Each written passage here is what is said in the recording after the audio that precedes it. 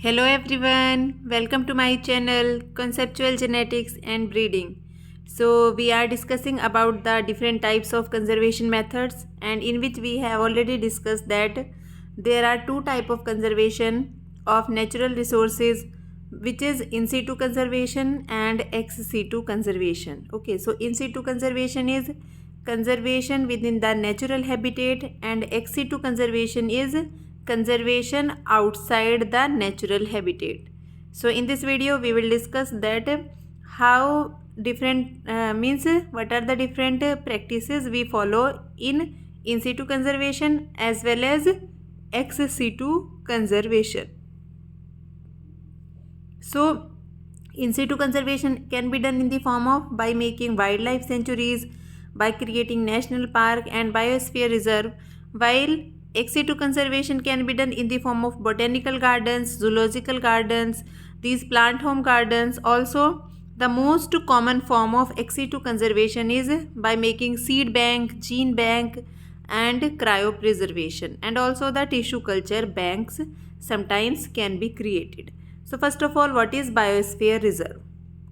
Biosphere reserve is a special category of protected areas where human populations also form a part of the ecosystem. Means these human populations sometimes a specific place is identified and said it is a biosphere reserve. It is a big area in which at some part human populations generally lives. It means that is the natural home of the population, human population. They also live within the biosphere reserve. So there they we can say that these biosphere reserves are the large protected areas, usually more than 5,000 square kilometer. Okay, so these are the larger area. We identify those area as a biosphere reserve because maybe human population is there, they are living in their homes in those region. Okay, so they are also included, in the biosphere reserve. So basically large protected area larger than 5,000 kilometer square kilometer areas, they are known as biosphere reserve.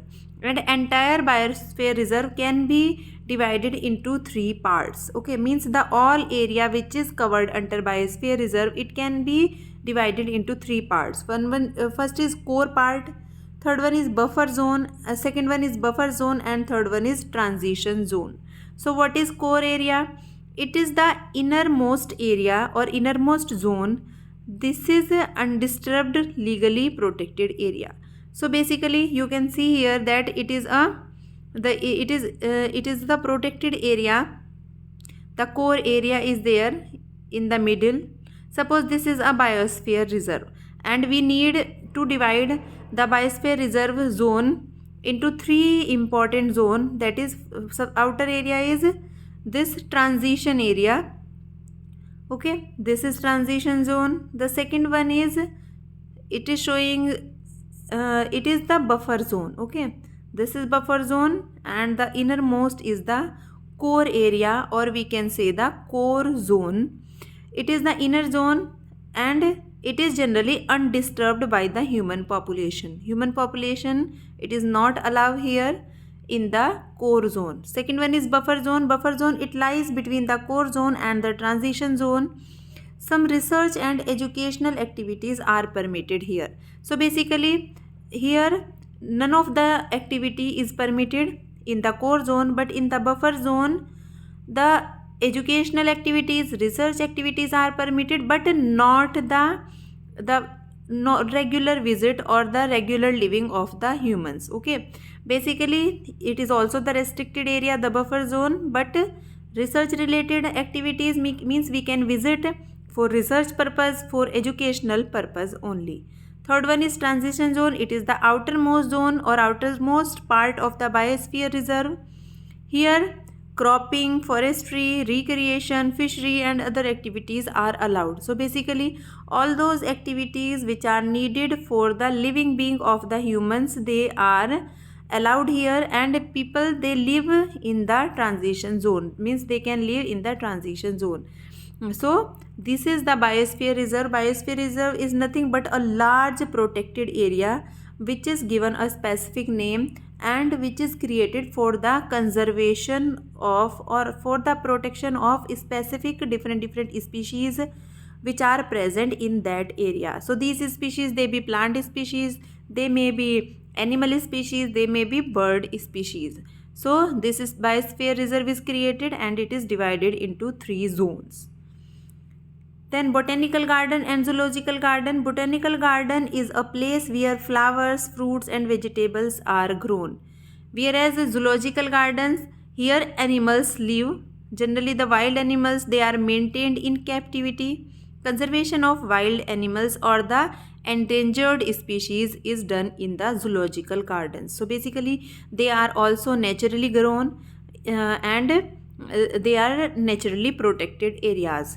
So in botanical gardens, they done 2-3 work. Botanical gardens, they provide beauty also and the calm environment, and also we can protected all those plant species there, of all those vegetable species in those gardens.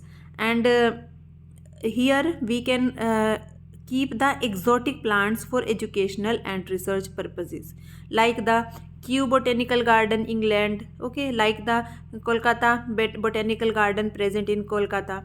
Here we can have the exotic plants.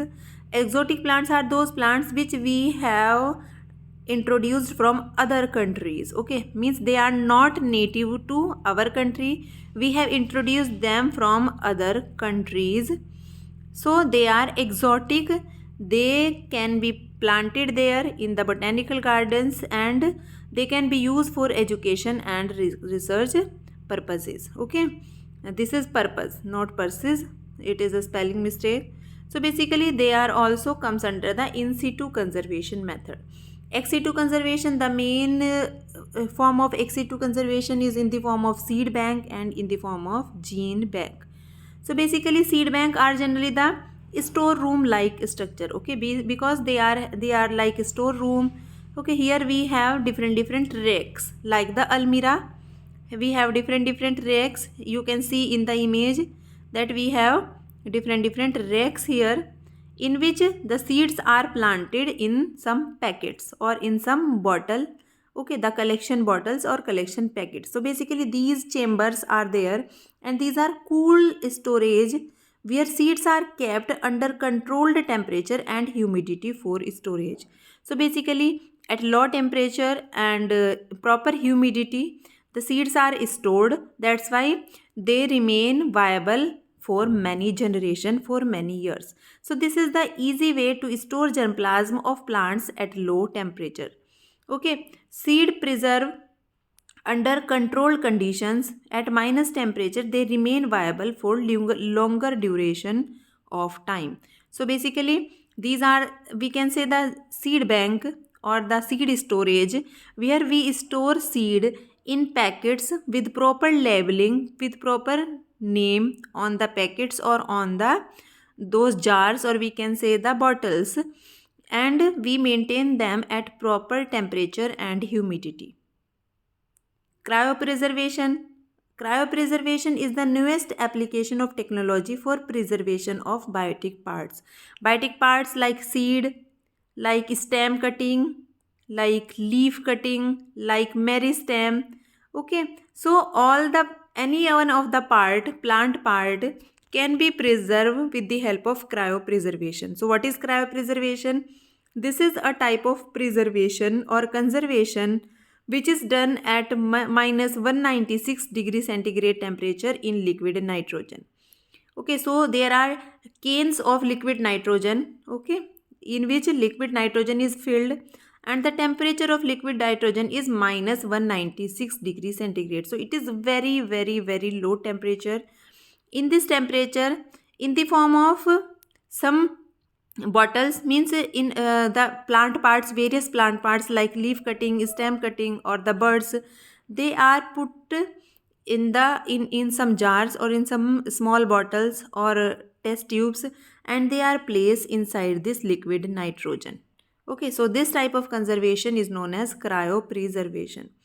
So what happened in the cryopreservation? In cryopreservation, the metabolic activity of organisms are suspended. Okay, because it is a very low temperature, minus 196 degree centigrade. So any activity which is present in the cell, plant cells, because we are conserving the plant parts here, like stem cutting or leaf cutting, because it is a leaf cutting, for example, a small segment of the leaf is there, and here various cells will be there, and all the activity, metabolic activity or other activities, enzymatic activities are there in the cell. Lots of activities are there in the cell because it is a living thing, it is a living cell. So all the activities are suspended at this much temperature because it is a very low temperature. So all the activities are suspended.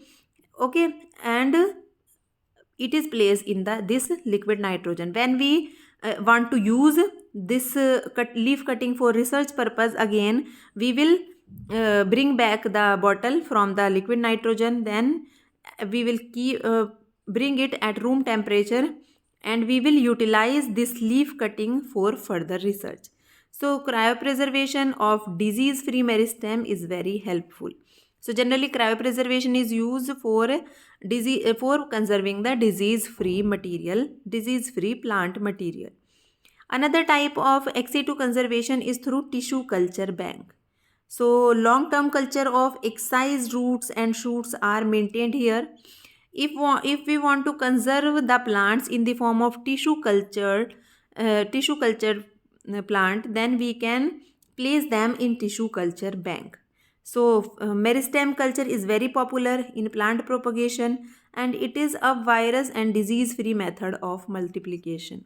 So basically through tissue culture bank we can maintain any plant part in the form of plant tissue culture in these banks. So different national park and gene sanctuaries are present in India. Some of the famous I am listing here, that Jim Corbett National Park, Kanha, Ranthambore, these all others are the national park which are present in India, like Kaziranga National Park, Desert National Park. In case of gene sanctuaries, Bharatpur Bird Sanctuary, Ranthambore Sanctuary, okay, Great and the Little Wren of Kutch, Jaldapara, Nagjira, Radhanagari, okay, and others, the Great Himalayan National Park, Manas Sanctuary, all are the bio sanctuaries, gene sanctuaries which are present in India, and they have been created for the conservation of various animals and various plant species. Okay, so you can see here some of the example. The Great Himalayan National Park is there. This is the Great Himalayan National Park. Basically it was created for the conservation of tiger species. Kaziranga National Park, it is the home for elephant, wild buffalo, gaur, wild boar, and all other like deer, leopard, etc. It is created for the conservation of all these animals. And this Indian Botanical Garden, which is present in the in Kolkata, and this is the home for the wild varieties of rare plants. Okay, and a total collection of over 12,000 specimens spread over 109 hectares. So basically this is the home of various plant varieties. We have conserved different plant varieties, over 12,000 plant varieties under the Indian Botanical Garden, and it is under Botanical Survey of India, means the maintenance is done by the Botanical Survey of India, BSI. It is BSI, it works under Ministry of Environment and Forest, Government of India. So in Indian Botanical Garden, which is named as Acharya Jagdish Chandra Bose Indian Botanical Garden, the conservation of various plant species, the rarest plant species are present there. For example, banyan trees. This is here a banyan tree is there, which is means largest tree in the world. It is renowned as the largest tree in the world. it is more than 330 meter in circumferences. So it is that much old and that much bigger. It is considered as the rarest or the largest tree which is present in the botanical garden, Indian botanical garden. Okay, and here enormous collection of orchids, bamboos, palm and screw pine is there. If you will go there, you will see the enormous collection of orchids. Different orchids are there, bamboos species, palm species and screw pine species are there. Valley of Flower National Park, it is located West Himalaya in the state of Uttarakhand, and it is known for its meadows of endemic alpine. So various alpines are there, alpine flowers are there, and a variety of flora is there. Okay, so that's why it name as Valley of Flower. So various flower species have been conserved there. Okay, so if you will see that it is the home for the rare and endangered animals also, including the Asiatic black bear, snow leopard, musk deer, brown deer, red fox, and blue sheep. Okay, so various birds are found in the park. In the Himalayan, in this park, they include monal, pheasant, and other high altitude birds. Means which those birds which are only found on the high altitudes. They can be seen in this valley of flowers. Okay, and Nanda Devi National Park Reserve is in the UNESCO World Network of Biosphere Reserve. So it is the World Heritage which is recognized by the UNESCO also. So these are some of the beautiful Indian, we can say the conservation where the national park also, the biosphere reserve also, where we have conserved different plant species as well as different animal species. So thank you so much.